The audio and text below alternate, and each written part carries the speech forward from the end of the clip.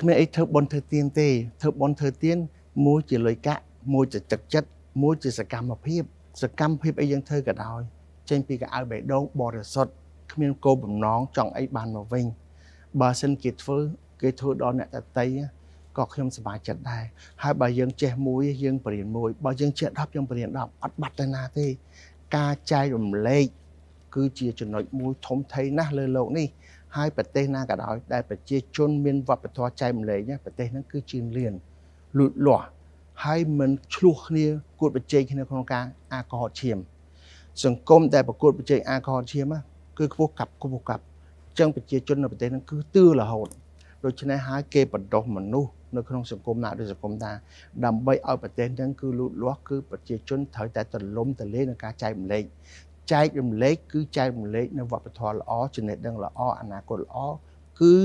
ជំនាញល្អហើយទឹកចិត្តល្អដើម្បីឲ្យក្មេងជំនាន់ក្រោយមើលឃើញជាគំរូដ៏បរិសុទ្ធមួយដែលថាអានេះគឺជាពិត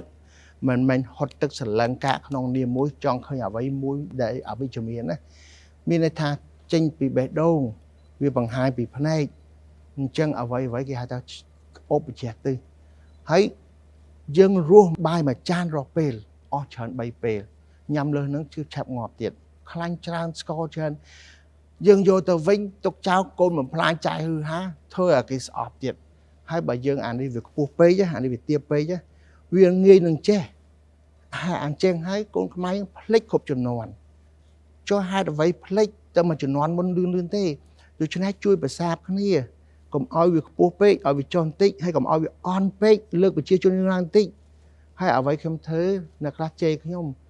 គ្រាន់តែជួយប្រសាទធ្វើម៉េចដែលកុំឲ្យប្រជាជនក្រក្តៅក្រហាយពេកកុំឲ្យប្រជាជនអ្នកមានហ្នឹងវាជិះជាន់ពេក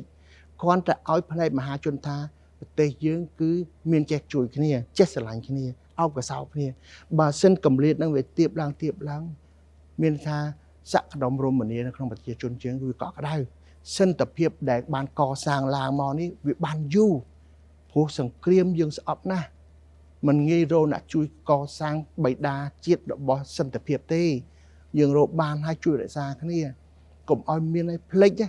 ឡូវអ្នកមានផ្លេចហើយអ្នកក្រនេះគឺចាំច្បាស់ណាស់